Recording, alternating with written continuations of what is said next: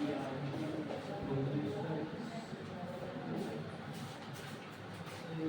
word that shows the relationship between the two things. Note it down. Definition के तौर पर हाँ, shows जो दिखाता है the relationship between the two things, कोई भी दो चीज के बीच। कहाँ पर बोलिए किस में है? आइए एडवर्ब जैसे एग्जांपल बोलो, हम बताते हैं। एग्जांपल तो फ्लाई देखो, हाँ देखो कुछ अपवाद भी होता है, जैसे जैसे तुम बोल रही हो फ्लाई, तो फ्लाई तो क्रिया है, एडवाइजर थोड़ा बोले बात है, लेकिन कुछ अपवाद भी तो है। अप्लाई में उड़ना तो उनकी क्रिया में आ जाएगा। ऐसा बहुत सारे, जैसे अब देखो यार इधर देखो ना, तुम्हारा सवाल का जवाब लवली है ना, तो लवली में भी तुम कहोगे कि सर एडवाइज लगा हुआ, लेकिन लवली का मतलब भी तो जानो, लवली का मतलब क्या? ये तो एडजेक्टिव ना हुआ, समझ गए? इसलिए ये देखिए लकीर का फकीर नहीं बनना कि ये सर बता दिए कि एडवाइज लगा रहेगा सब एडवर्ब है। बहुत ऐसा ही एग्जांपल भी, जैसे बटरफ्लाई, बटरफ्लाई मतलब तितली, तो एडवाइज तो उसमें भी है, तो तू तो नाउन है, इसलिए लकीर का फकीर। हाँ चलिए वो आपको हम तो देखिए, ए preposition is a word that shows जो दिखाता है, क्या दिखाता है भाई? द रिलेशनशिप, संबंध, किसके बीच में संबंध दिखाता है? Between the two things. अब ये देखिए कहीं कहीं आपको बिटवीन अ नाउन और ए प्रोनाउन, एक नाउन में और एक प्रोनाउन के बीच में संबंध बताता है, तो उसको और सिंपलीफाई कर दिए कि बिटवीन द टू थिंग्स। तो बिटवीन द टू थिंग्स में कोई जरूरी नहीं कि दो निर्जीव चीज हो, दोनों सजीव भी हो सकता है, दोनों निर्जीव भी हो सकता है, एक सजीव एक निर्जीव भी हो सकता है। समझ रहे बात? सिचुएशन चार तरह का सिचुएशन यहाँ आएगा। देखिए क्या क्या, या तो दोनों नाउन हो सकता है, या तो दोनों प्रोनाउन हो सकता है, या शुरू में नाउन हो इधर प्रोनाउन हो, या इधर प्रोनाउन हो इधर नाउन। यही चार सिचुएशन होगा, मतलब दो चीज के बीच में संबंध बीच में आएगा, बीच में प्रीपोजिशन आएगा। क्या आएगा बीच में?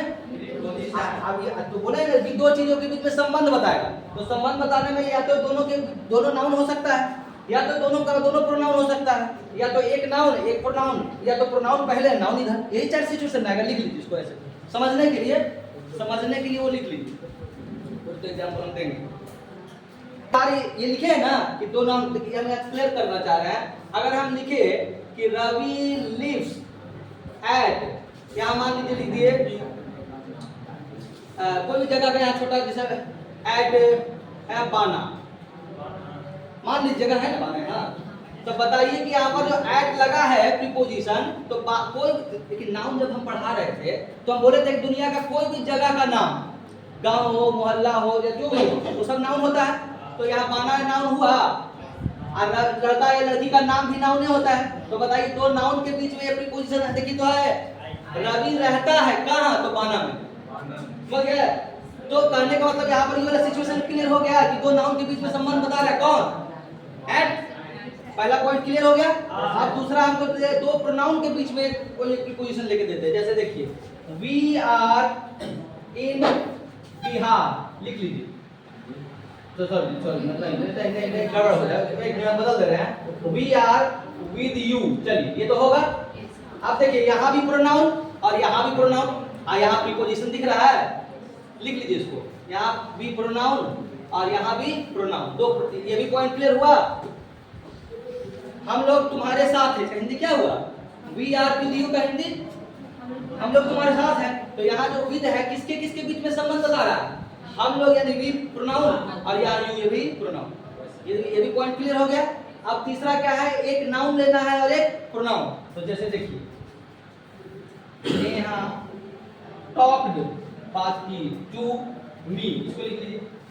नेहा नाउन है, इधर मी क्या है? प्रोनाउन, टू क्या है? प्रीपोजिशन। तीसरा भी पॉइंट क्लियर हो गया।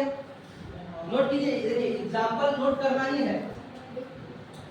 इधर आवाज में इधर करते रहे हैं। दे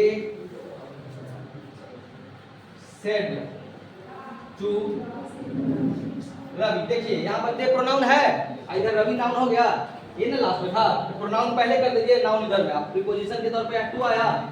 ये चारों सिचुएशन हुआ। तो प्रीपोजिशन का क्या काम है?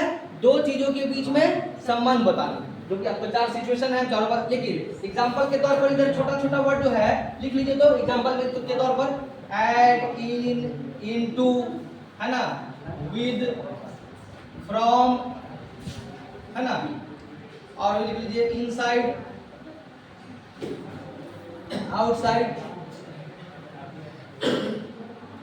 टू, इस तरह से इट से एक्सेट्रा कर देंगे। चलिए एग्जांपल के तौर पर डिफिनेशन के इधर इस साइड में लिख लीजिए।